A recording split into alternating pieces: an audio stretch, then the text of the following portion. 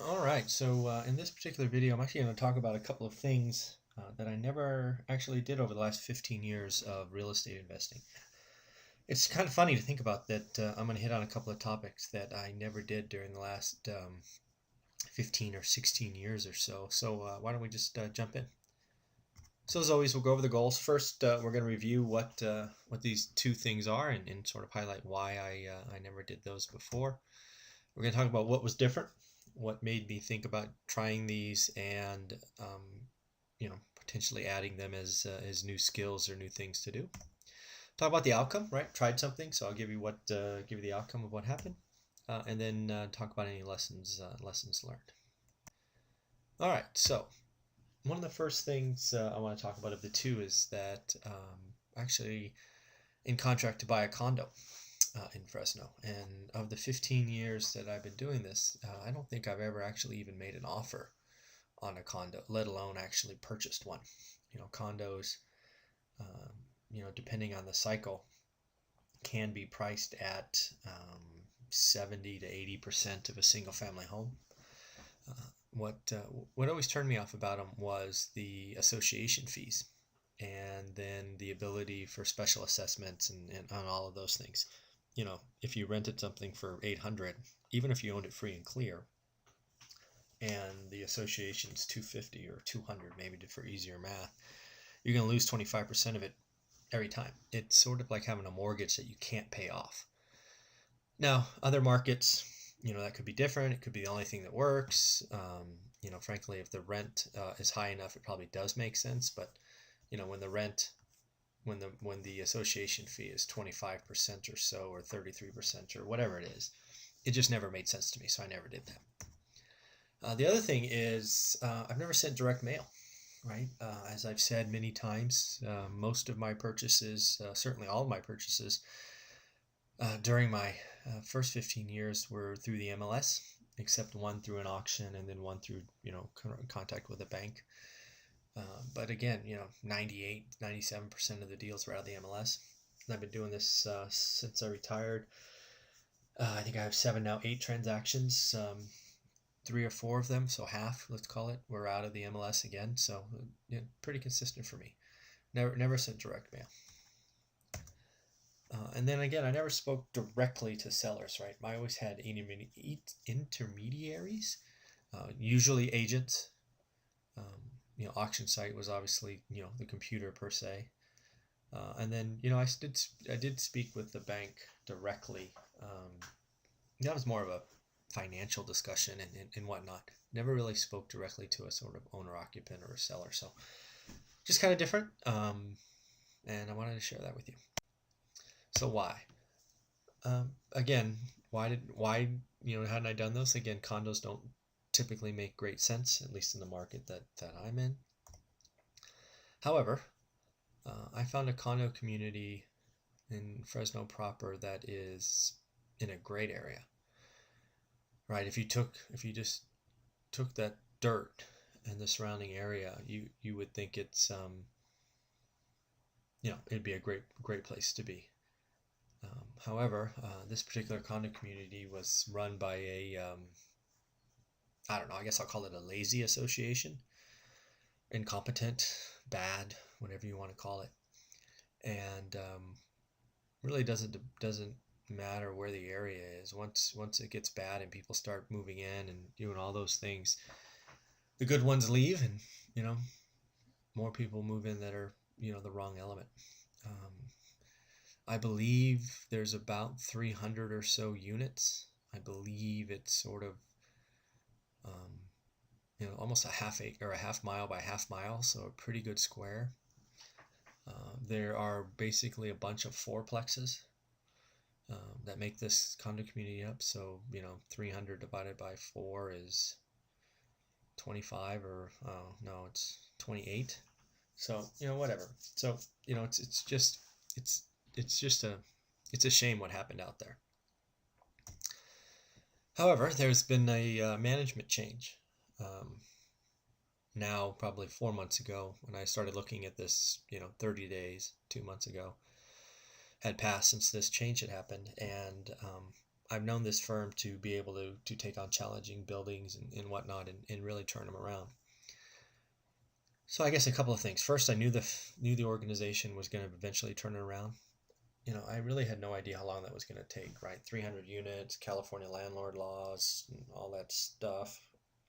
Um, you know, Part of me thought it would take a minimum of 2 years, and it could take 5. But again, the dirt where this buildings were wasn't going to get. It was always going to be in that great area because the housing around it, everything else around it, wasn't going to change. It was going to be dominated by these other dominated by the great area. So I knew I could take a shot. I was willing to wait 2 to 5 years if I could buy it at the right price. And that's the key, right? Knowing that you have the ability to hold on to something and wait for it to turn around. I wanted, so why direct mail? I want to try something different. I saw lots of things in the MLS in this area. I think one time I counted 29 or 31, something like that, units for sale. So roughly 10%. So it told me that the market was stressed. Told me people wanted out. I spoke with my team, and they thought they could get the addresses of non-owner occupants, right? So people that owned the building had the tax records or whatnot sent to different addresses than the units. It was a good indicator that it was a landlord. They said that there'd be about 100. So I drafted up a letter, was willing to spend, I don't know what it'd be, $40 on stamps or whatever, and see what happened. And again, not doing anything, going to the gym a couple hours a day or 5 days a week or whatever, and looking at real estate all the time, talking to friends about real estate. So I wanted to try something different. So first thing I did is I had to set a price point. The initial price point I set in my head was 25 grand. I was willing to hold on to an asset like that until it turned, but only if I can get it at or at least very near this price point. Again, there was plenty listed. I think the lowest I saw at the time was 35 for a totally trashed unit. Most were at or near 50 grand. So that's there was plenty out there. After I sent out the 100, I actually got 2 phone calls. The first one came, if we did the mail drop on Monday, I think I got my first call Thursday or Friday. This was from an out-of-town owner down in LA or SoCal who was interested in selling, but frankly was anchored on his purchase price. It's the only thing he talked about. He wanted to get his purchase price back. And, unfortunately, that place is not the same, right? The area is not the same. The community is not the same. You're not going to be able to get your purchase price back unless you hold and, wait for the situation to turn around. But he wasn't interested in I politely suggested that if that was the case, that there's plenty of great agents in Fresno and recommended him listing his unit and becoming the 32nd one listed for sale. Again, he was anchored on his price. It happens. It actually happens quite a bit, frankly. People get anchored on a number and they don't want to budge.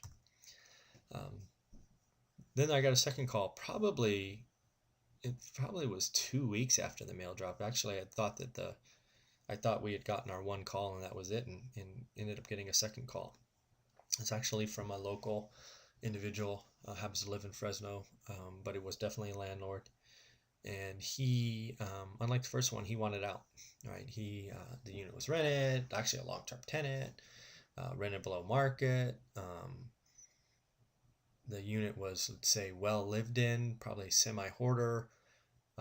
He knew that if he was going to sell it, he'd have to get rid of her and clean the unit, and just all of those extra costs. Just said, hey, I own this thing free and clear. I want out, and I just want to call it a day.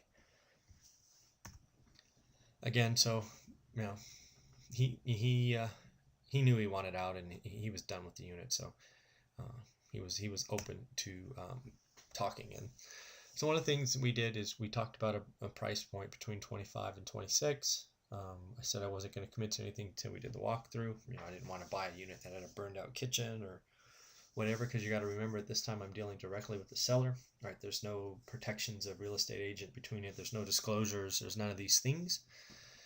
However, after doing a walkthrough, it was as advertised, just well lived in, very dirty, rented below market, and while it was unfortunate to see a unit in that condition, it's nothing I haven't seen before. So we agreed to $26,000 cash, 10-day close, and I have my first condo. So again, I think one of the things that's important is, depending on the market cycle, maybe there's a time, or I'm willing to admit there's a time in a market cycle where condos make great sense as investments.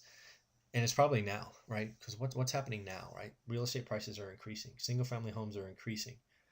What I've seen over the years is condos are the last to increase and the first to fall. So there's a really small window of time where condos make sense. And I think we're in that time, or at least very near that time, right? Housing is going through the roof, single family homes, which means at some price point, I don't know where it is, but at some price point, condos have to become in vogue again, because they take up less dirt, they are more profitable, and everything like that. So I think there is a time, and frankly, I probably was wrong to ignore that market for so long. The direct mail works. I mean, I don't know, I probably get 10 postcards a week from wholesalers saying, hey, I want to buy this or that property. It obviously works. They send them out by the thousands, if not the tens of thousands. But if your message is right, you catch somebody who wants out, they'll call you, and there will be business. It obviously works. I sent out 100, got 2 phone calls, and 1 converted. So hard to argue with facts.